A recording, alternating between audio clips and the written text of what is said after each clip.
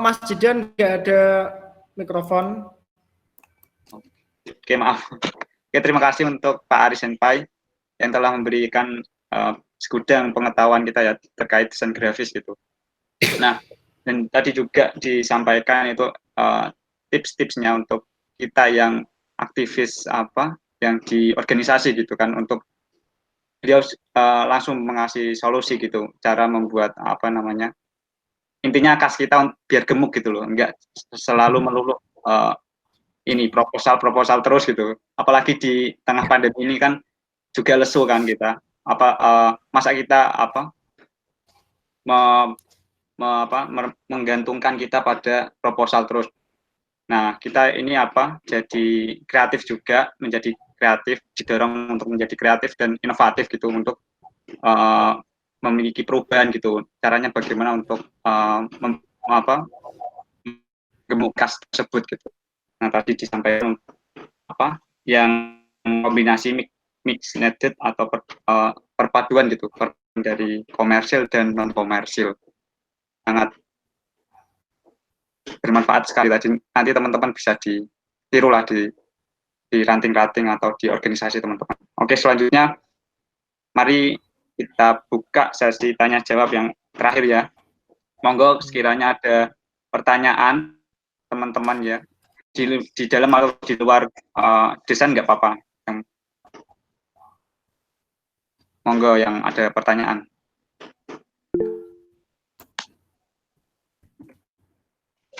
Ini dari Mas Linggar, monggo Mas Linggar, bisa di open mic.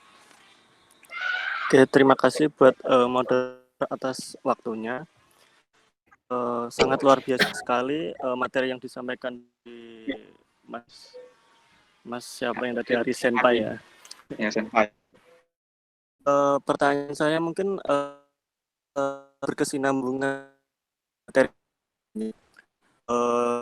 Sebagai lanjutan dari pertanyaan Mbak Melinda Arum ini. Gini Mas, di sini kan rata-rata mungkin yang ikut dari basicnya sendiri udah gimana ya, udah memiliki basic di desain seperti itu. Nah, terus terang saja untuk saya sendiri ini baru saja mungkin istilahnya baru install aplikasinya untuk memulai merambah ke dunia desain grafis seperti itu. Nah, misalnya ini Mas, ada waktu 2 jam untuk seorang yang benar-benar baru saja masuk di dunia desain grafis ini, sebagai mungkin misalnya mencarikan tutor, baiknya ini diberikan materi yang seperti apa Mas? Mungkin materi teori terlebih dahulu atau sekiranya dilakukan praktek di situ dijelaskan mengenai teori-teori seiring berjalannya waktu di waktu 2 jam tersebut Mas, seperti itu. Mungkin itu dulu. Terima kasih. Oke, tadi terima kasih ya pertanyaan Mas Linggar. Mungkin bisa langsung jawab. Itu intinya kan 2 jam ya, 2 jam awal itu dimanfaatin buat apa gitu. Nah, pertama bagi saya adalah untuk awal-awal kita nggak bisa langsung kita jur materi praktek, nggak bisa. Pertama yaitu tanamkan motivasi agar mereka nggak angin-angin sih. Tanamkan motivasi materi sing berkaitan dengan motivasi agar teman-teman itu nggak angin-angin, nggak mut-mutan desain. Yaitu salah satunya adalah cara memperintis desain sejak sekolah. Itu memang benar-benar untuk anak sekolah, untuk mahasiswa, mereka akan mencari tahu bagaimana toh desain ini bisa menghidupiku, bagaimana sih desain ini bisa membuatku hidup. Pertama memang materinya yang untuk teman-teman motivasi agar istiqomah dalam mendesain. Itu yang pertama. Ketika teman-teman yang lainnya sudah mulai terceletuk, tertarik, kita kasih materi kedua. Misal kali materi branding. Dan untuk yang kedua, tahap kedua ini bebas. Mas Linggar atau yang lainnya bisa pakai materinya, misal desain poster, desain infografis, desain packaging. Yang setelah tahap 2 ini bebas, menyesuaikan. Yang dibutuhkan itu apa? Tapi yang pertama untuk merintis awal-awal dulu pelatihan 2 jam ini, tanamkan motivasi dulu yang 2 jam. Contoh ya tadi, bagaimana kita bisa dapat duit dari Shutterstock misal. bagaimana kita bisa dapat duit di klien yang rewel, bagaimana kita bisa merintis desain sejak sekolah. Dan memang aku pernah ngisi acara di merintis desain sejak sekolah itu memang benar-benar antusiasnya sangat bagus. Atau bahkan bikin materi lagi, bagaimana sih cara dapat penghasilan tambahan dari desain. Yang pertama memang benar-benar harus motivasi dulu, harus teori, karena tanpa teori kita nggak bisa membangun kesadaran. Tanpa teori kita nggak bisa membangun orang-orang itu, oh ternyata punya untuk ini. Kalau materinya langsung kalau bikin desain banner, bikin desain ini, orang-orang tentunya kita bangun jiwanya desain dulu itu sendiri. Terima kasih. Oke, terima kasih atas jawabannya. Mungkin ada tanggapan oleh Mas Linggar terkait tadi jawaban Pak Ari. Tadi ya ditanamkan motivasi, yang penting motivasi, dan di motivasi itu yang pasti ada teorinya dulu begitu. Terus baru desain-desain yang lain gitu, baru dimasukin. Ada tanggapan, Mas? Sepertinya tidak ya. Oke, aku untuk teman-teman yang lain, monggo masih bersama pemateri yang begitu handal, udah berkecimpung di dunia perdesainan ya. Teman-teman manfaatin lah ini. Kita ambil ilmunya bareng-bareng. Ada bisa diketik di kolom chat atau nanti langsung disampaikan. Monggo.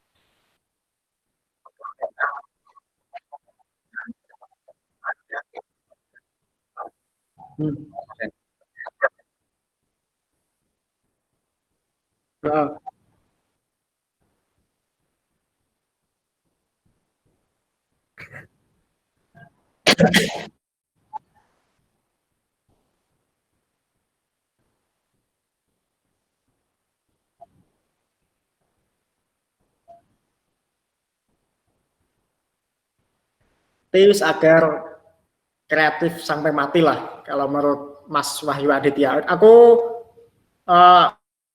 istilahnya aku belajar dari buku beliau tentang kreatif sampai mati, kemudian tak sesuaikan dengan diriku sendiri. Pengalamanku ketika kita ingin menjadi desainer kreatif atau kreatif saja nggak ada batasnya. Pertama itu kita harus memikirkan yang terbalik. Maksudnya kita harus sering-sering melihat desain orang lain. Kita harus sering-sering belajar. Kita harus sering-sering bertatap muka dengan teman ataupun chattingan atau apa istilahnya sharing ilmu dengan teman. Yang kemudian lagi kita memang benar-benar harus tahu, oh ini masanya apa. Kita harus benar-benar cari celah. Kita belajar out of the box. Dan yang terakhir kita harus berani beda. Kenapa kok kita nggak berani beda? Karena ini aku sekalian racun teman-teman. Yang terakhir ilmu yang terakhir agar kita punya kreativitas yang tiada batas, out of the box, berani beda dan berani menanggung resiko. Sejak sekolah, ini nggak apa-apa menyinggung sekolah ya, enggak. Ini aku nyinggung sekolah nggak masalah. Kita sudah diajarkan untuk keseragaman, keseragaman dalam bentuk pemikiran. Misal kalau guru ngomong A, pasti nanti muridnya dipaksa ngomong A. Jika ada murid yang ngomong B, dia dianggap bodoh. Padahal yang B ini sebuah keunikan. Itu yang pertama, yang harus berani beda. Biar berani beda, banyak kendalanya. Kenapa kita yang terakhir ini sangat malu, sangat takut untuk berani beda dengan yang lain? Karena kita sejak kecil, sejak sekolah ditanamkan kesadaran. Dan menurut saya ini sangat membunuh kreativitas. Makanya aku bikin buku Sekolah Membunuhmu. Kemudian ke kasus masalah potensi. Banyak orang takut beda, takut dikucilkan, takut ini karena masyarakat ataupun orang-orang kebanyakan sejak dalam pendidikannya memang menganggap hal-hal beda itu hal yang salah. Padahal hal-hal yang beda itu bisa jadi inovasi pada kedepannya. Contoh aja simple. Awal berdirinya Muhammadiyah itu kan ada yang banyak yang mencemooh kan. Dari Kiai Ahmad Dahlan berdakwah ini bahkan pernah disurati dari mana itu promosi mana ada yang nggak suka. Itu karena beliau berani beda, berani membuat gebrakan baru dalam dunia syiar. Ini nggak apa-apa lah motivasi untuk Muhammadiyah lah, boleh dipilih.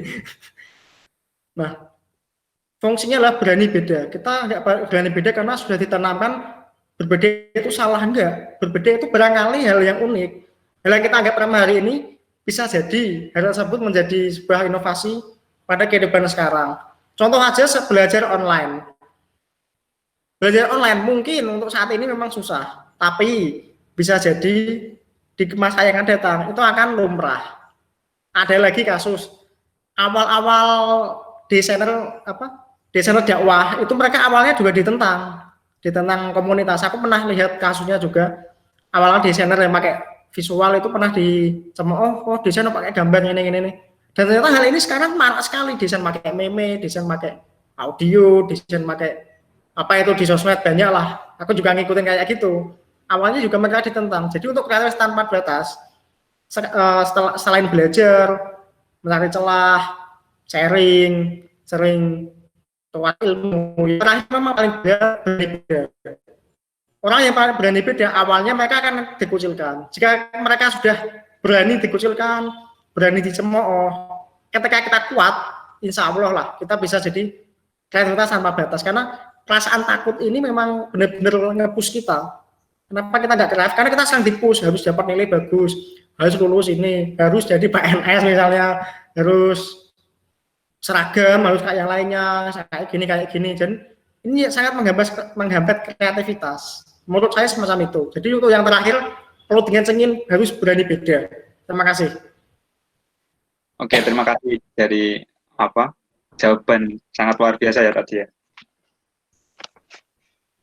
Yang pertama harus berani beda dan terus belajar sharing-sharing gitu. Gimana untuk ada tanggapan untuk Mas Abil? Kalau nggak ada ini lanjut.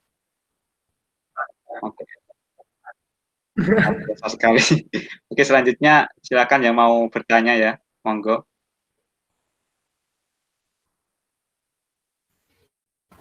Ada.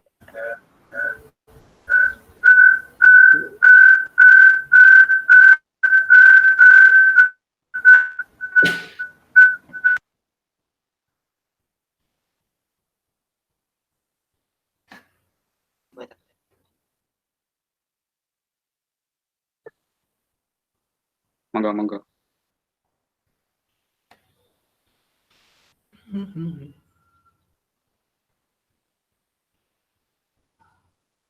Monggo yang lain ya, teman-teman. Ini ada titipan. Oke. Ini dari teman saya. Monggo. Dari samping saya.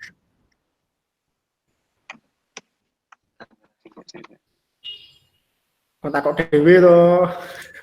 Yo. Oke. Assalamualaikum, izin bertanya.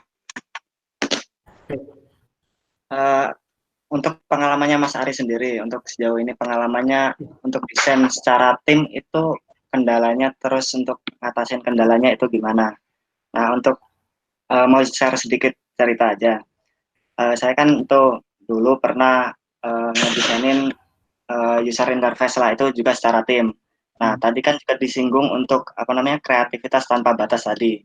Nah, untuk kendalanya kalau untuk tim, bagi saya waktu itu kita pengen buat desain seperti ini, jalannya seperti ini. Tapi itu ada kendala di teman saya yang nggak bisa ngerealisasiin desain itu. Kalau user interface kan ada, kalau kita nyebutnya kan kayak codingannya lah, back-end-nya. Nah, untuk ngatasin kendala itu gimana kalau dari Mas Ari sendiri? Dan itu tim yang baru terbentuk, jadi kita belum tahu teman kita itu kayak apa, dan teman kita juga belum tahu gimananya kita.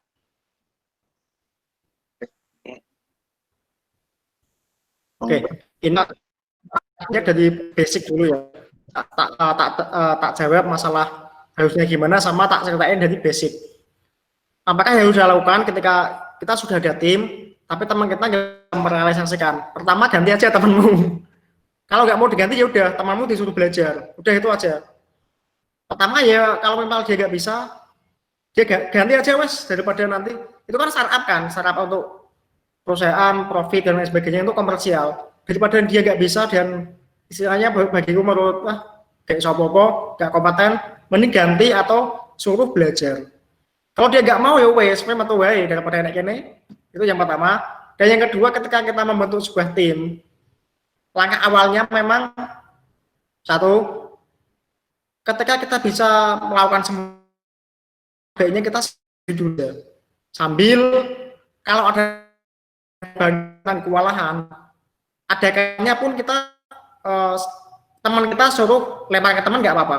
Aku sempat sering ya, sampai sekarang kalau ada proyek banyak, murid-muridku tak suruh bantuin, mereka jadi tim lepas. Itu pun bisa diterapkan di tempat-tempat lain ketika kita masih sendirian dan kita belum yakin kemampuan seseorang, kita bisa pakai tim lepas. Atau Mas bantuin ini dong, nanti bayarannya tak bagi gini. Mas Dik bantuin ini dong Dik, nanti tak bagi 2 deh, kamu sama aku. Nah, dengan tim-tim lepas seperti itu kita tahu bagaimana, oh ternyata dia datanya bagus, ternyata si ini datanya jelek, ini nggak bisa merealisasikan. Nah, itu untuk tahap semacam itu kita sudah tahu kemampuan seseorang. Baru kalau kita sudah benar-benar mampu, sudah solid, kita jadikan tim tetap. Seperti itu. Terima kasih. Oke, terima kasih. Oke, terima kasih atas jawaban yang sangat luar biasa ya, dan juga pertanyaan yang sangat luar biasa gitu. Udah berkecimpung di dunia desain UI UX desain, mantap. Bertim juga. Oke, untuk teman-teman yang lain di pertanyaan yang selanjutnya bisa disampaikan, atau yang di luar desain lah nggak apa-apa. Monggo.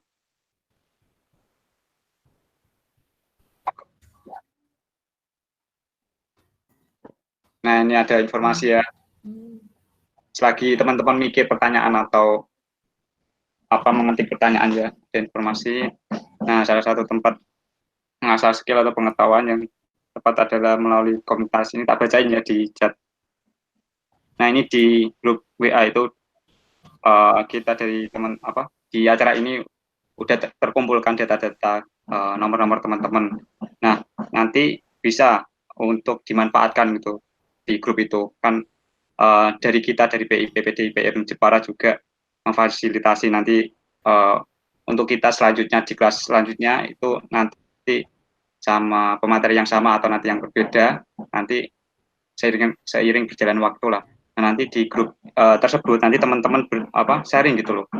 Nanti yang ingin belajar monggo nggak usah malu-malu. Terus nanti yang teman-teman yang sudah berkecimpung di dunia desain itu jangan malu-malu juga untuk sharing ilmunya gitu. Kita di sini berbagi dan kita di sini bareng-bareng belajar gitu.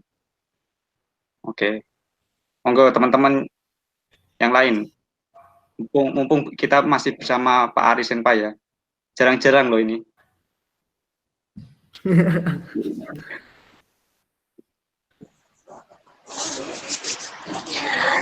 Boleh bertanya di luar materi kan? Boleh. Monggo. Aku tertarik sama itu loh, apa yang ada di pamflet mengenai judul buku Sekolah Membunuhmu. Boleh sih buat Pak Ari cerita dikit apa sih garis besar yang di dalam buku Sekolah Membunuhmu? Kepo banget aku. Terima kasih ya untuk Himawati Melinda.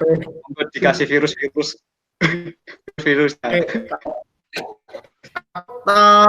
Sebelumnya tanya, biar gak salah paham. Ini Mbak Melinda Arum sekolah atau kuliah? Sekolah dong.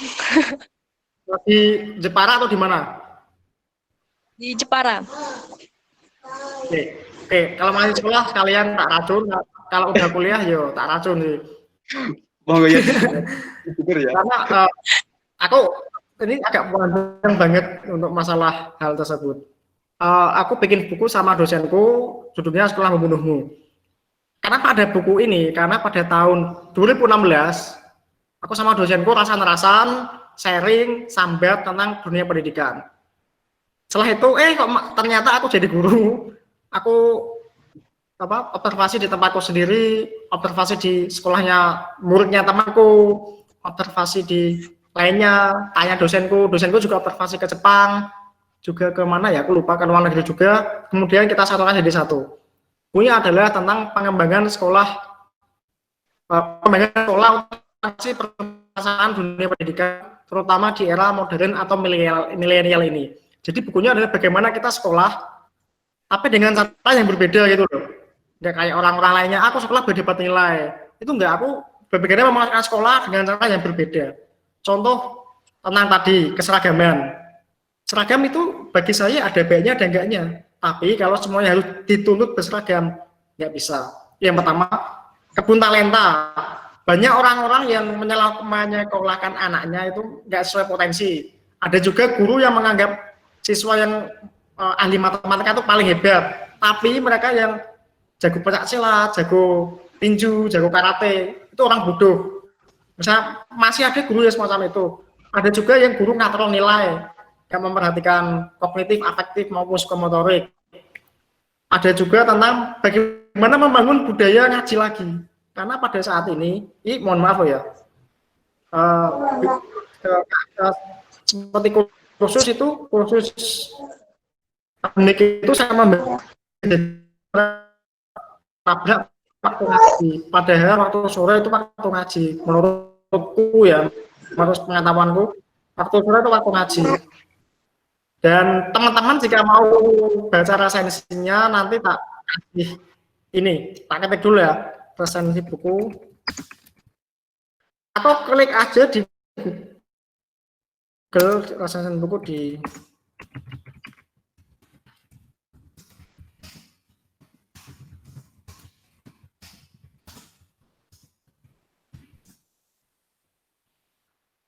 teman-teman bisa klik aja di Google resensi buku Sekolah Membunuhmu. Itu sudah ada banyak yang bahas, sudah sampai luar Jawa juga. Cari aja di Google resensi buku Sekolah Membunuhmu.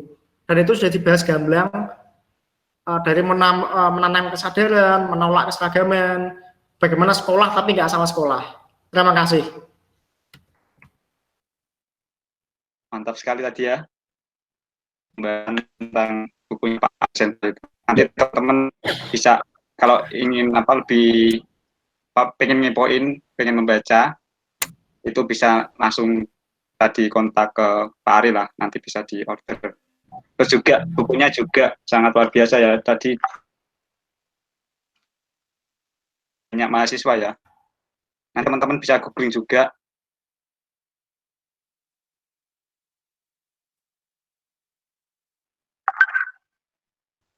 Di Ma'arif Nung Jateng, atau klik aja di Google resensi buku Sekolah Membunuh, itu dari Pak Ari.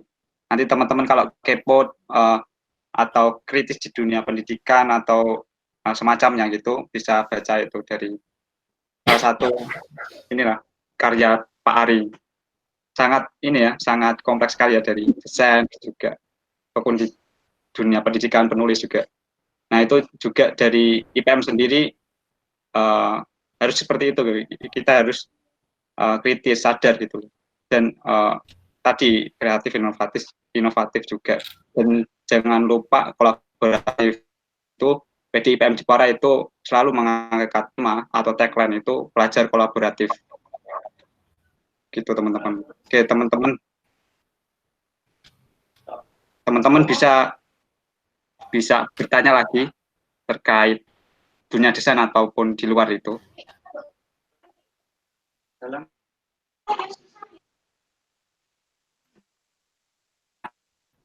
Enggak, atau rasan-rasan.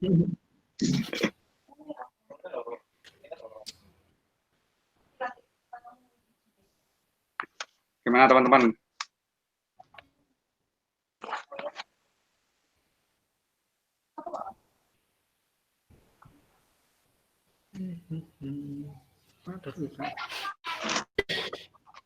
Oke, sepertinya tidak ada pertanyaan ya. Nanti mungkin pertanyaan yang yang disimpan dari teman-teman bisa dikeluarin di grup WA lah. Nanti kita saling respon, saling sharing di sana gitu. Nah, nanti juga dari situ nanti kita data apa yang kita angkat di kelas berikutnya gitu. Insya Allah kita akan terus support memfasilitasi teman-teman, dan jangan lupa ya nanti diramain grup itu, kita sharing-sharing bareng. Oke, ada pertanyaan mungkin terakhir pertanyaan. Nggak ada ya. Kita bacain tadi ya yang sedikit segelintir kesimpulan nih. Nah, tadi udah disampaikan kenapa sih kita harus belajar desain, kenapa desain itu sangat penting, itu juga dari kita pelajar dan tentunya kita organisasi itu emang sangat urgen gitu, sangat penting, sangat soft skill yang harus dikuasai atau harus bisa gitu loh. Nah, di situ ada seni visual dan kolaborasi dari teknologi ya, itu bisa mengasih informasi maupun sesuatu yang sulit dipahami ketika teman-teman ingin mengasih informasi. Dan tadi yang disampaikan pemateri kan, kalau narasi terus atau tulisan terus kan nggak indah gitu, nggak estetik gitu kan. Nah, maka dari itu dari kita membungkusnya dengan desain itu kan menarik gitu, banyak yang nonton gitu. Dan juga tadi ada unsur-unsur desain, ada garis, bentuk, tekstur, ruang, ukuran, warna, dan value. Itu ada perbedaan-perbedaan antara garis, bentuk, dan lain-lainnya. Terus ada fungsi desain yang dilihat dari kegunaannya, itu ada menyajikan informasi sebagai media komunikasi dan alat promosi. Dan yang terakhir ada menuangkan ide. Nah, tadi ada dijabarkan banyak sekali ya dari Pak Ari. Desain dilihat dari kebutuhannya gitu. Ada kebutuhan dari non komersil, ada yang emang komersil, dan yang paling penting, yang paling perlu dicatat itu ini berkolaborasi gitu, mixed-netted itu juga bisa kita menggemukkan khas kita, menggemukkan khas organisasi kita gitu. Mungkin dari kalau teman-teman ikut UKM atau organisasi lain itu kan berkaitan dengan pendanaan terus kan, biar roda organisasi kita jalan terus. Nah, makanya kalau di sini di tengah pandemi ini itu agak gimana ya, emang sulit gitu untuk pendanaan gitu. Maka dari itu kita harus inovatif, kreatif itu untuk itu membuat antara perpaduan dan jualan produk desain atau nanti jualan vektor gitu, atau nanti jualan yang lain. Nah, nanti dibagi dua antara nanti disumbangkan dan masuk ke kas kita. Itu sah-sah aja ya tadi dari Pak Ari gitu. Terus juga tadi terima kasih ya yang udah penanya yang sangat luar biasa dan nggak kalah pentingnya kalau bahasanya mencerahkan mengasih solusi dari awal tadi sampai akhir gitu. Mungkin itu ya sedikit kesimpulan dari saya. Mungkin nanti bisa dilanjut ke grup kalau ada pertanyaan lain. Nah, untuk sedikit tambahannya untuk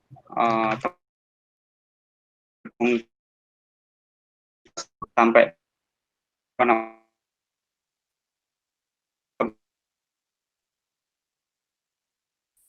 kotanya nanti ada di pertengahan gitu, di awal belum masuk, nanti bisa lihat recordingnya gitu. Terus juga jangan lupa diramain grupnya, kita diskusi di sana, terus juga sharing-sharing di sana, nanti diangkat di kelas berikutnya. Kalau kita godok di PDIPM, di PIP. Mungkin itu ya. Mungkin itu dari saya ya.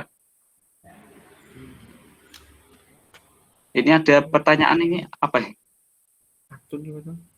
Ini terakhir dari siapa ini? Roll 2002. Kaligrafi itu hanya. Itu gimana Pak Ari? Patung itu apa Pak? Mas bisa ini open mic biar kita closingnya nggak nanggung, biar kejawab. Itu gimana maksudnya Patun? Patun.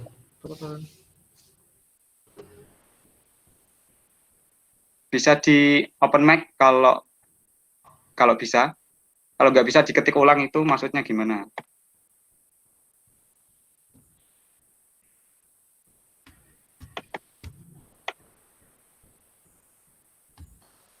Gimana ini dari rule 2002? Kalau enggak, nanti diterusin di grup ya. Bisa di open enggak itu? Di open mic?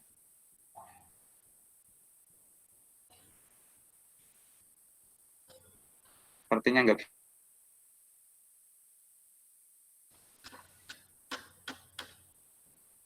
Mungkin kita ini ya, selesaiin. Nanti mungkin kalau ada pertanyaan-pertanyaan yang belum dijawab atau masih di kertas dan malu-malu untuk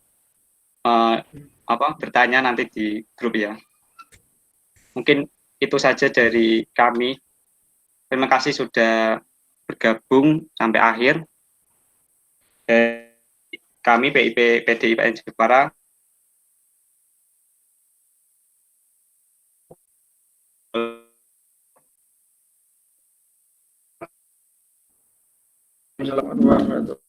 Selamat hari Minggu, semoga bermanfaat. Amin. Siap.